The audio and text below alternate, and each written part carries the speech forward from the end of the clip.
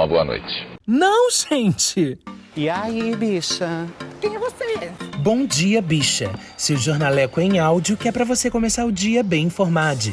Tudo, ou quase tudo, que virou notícia sobre a comunidade LGBTQIAP+. Quarta-feira, 23 de fevereiro de 2022. Vamos aos destaques de hoje. Documentário sobre o início do movimento LGBT no Brasil.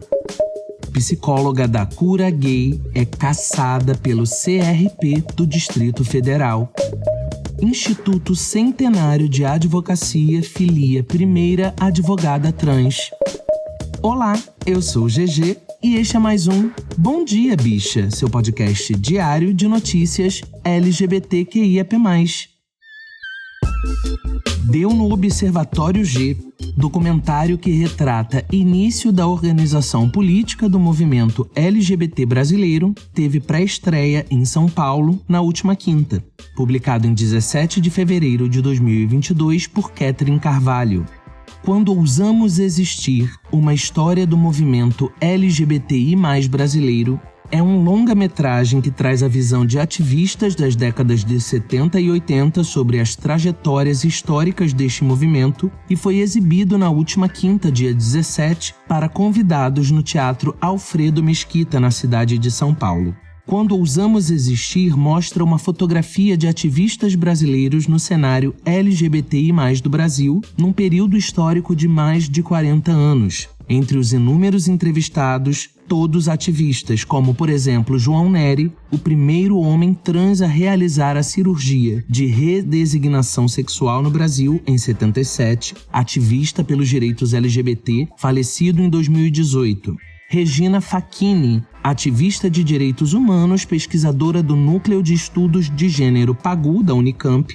Marcele Malta, coordenadora da ONG Igualdade do Rio Grande do Sul, travesti militante do movimento trans e de direitos humanos de Porto Alegre.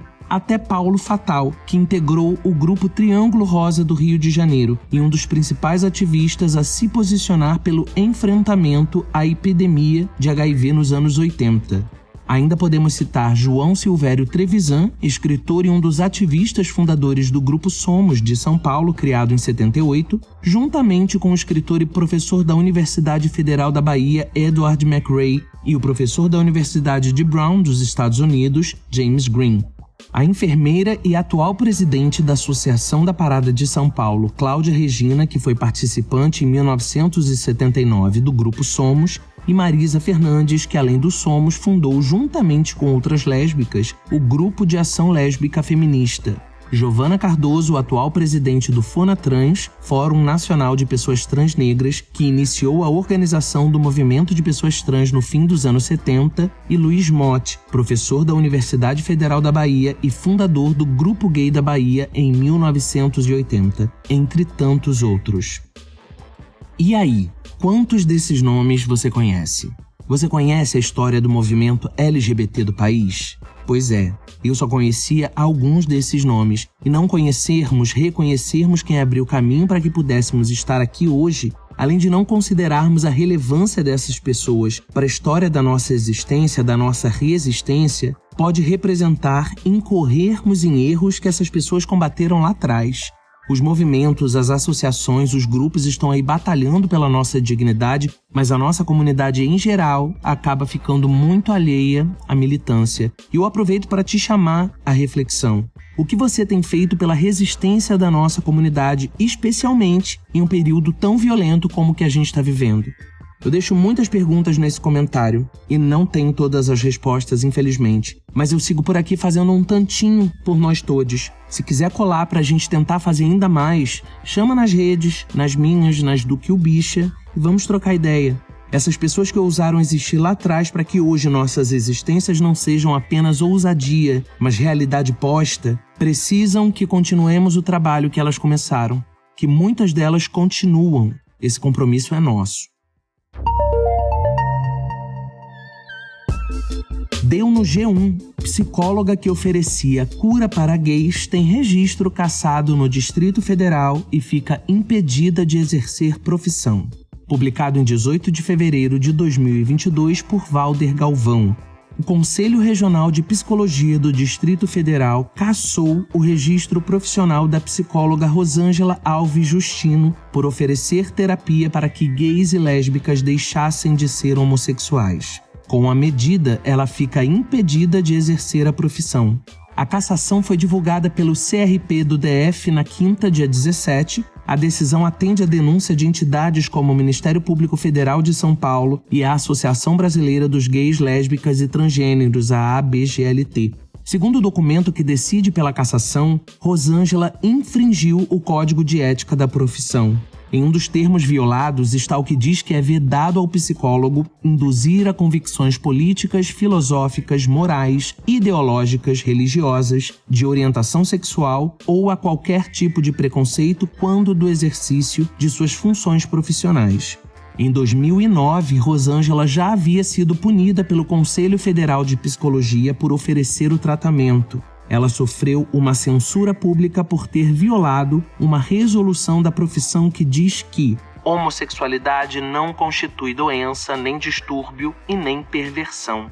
À época, Rosângela disse ao G1 que considera a homossexualidade um distúrbio, provocado principalmente por abusos e traumas sofridos durante a infância. Ela disse ter aliviado o sofrimento de vários homossexuais. Em abril de 2019, a ministra Carmen Lúcia do Supremo Tribunal Federal suspendeu uma decisão da Justiça Federal de Brasília que permitia a prática da cura gay. Ela atendeu o pedido do Conselho Federal de Psicologia que entrou no Supremo contra a decisão do juiz da 14ª Vara Cível em Brasília, que autorizou psicólogos a realizarem terapias do tipo. Resolução atual do Conselho, no entanto, impede que psicólogos colaborem com eventos e serviços que proponham tratamento e cura das homossexualidades. Já em janeiro de 2020, segundo informou o jornal O Globo, Carmen Lúcia cassou a decisão da Justiça do Distrito Federal e determinou o arquivamento do caso. A gente tem dado notícias de procedimentos denominados cura gay sendo criminalizados mundo afora, né? E lembro de ter comentado que se por um lado é muito bom que tenhamos um judiciário que cobre arestas preconceituosas de um legislativo falho e covarde quanto às nossas questões, por outro, num país extremamente corrupto como o nosso, é claro que teríamos e ainda teremos casos como esse. A gente traz aqui uma mensagem da Duda Garcia, maravilhosa amiga do programa, host do podcast Imensa, junto com o nosso reizinho editor Rod Gomes. Ela é psicóloga e tá falando um pouco pra gente sobre isso. Fala, Duda. Bom dia, bicha. Eu sou Eduarda Garcia, sou psicóloga e host do podcast Imensa. E finalmente, algum conselho regional de psicologia tomou providências adequadas contra psicólogos que infringem de forma tão violenta o Código de Ética da profissão. Nas últimas eleições do Conselho Federal de Psicologia, tivemos uma chapa reacionária apoiada pela própria ministra Damares, cujo objetivo era regulamentar a cura gay no Brasil. Um dos argumentos é que pacientes procuram esses ditos profissionais em profundo sofrimento e buscando a heterossexualidade. Cabe a nós, psicólogos comprometidos com a ciência e os direitos humanos, acolher o sofrimento sem julgamentos e ideias estigmatizantes, entendendo que a homossexualidade é apenas mais uma das diversas manifestações da sexualidade humana. É triste e cansativo, depois de mais de 30 anos que a homossexualidade foi despatologizada, ainda ter que dizer que não há cura para o que não é doença. E é sempre bom lembrar que charlatanismo é crime. Deu no Estadão. Instituto Centenário de Advocacia filia primeira advogada trans. Publicado em 21 de fevereiro de 2022 por Redação. Depois de mais de um século e meio de existência, o Instituto dos Advogados Brasileiros, o IAB, terá pela primeira vez uma advogada transexual nos quadros da instituição.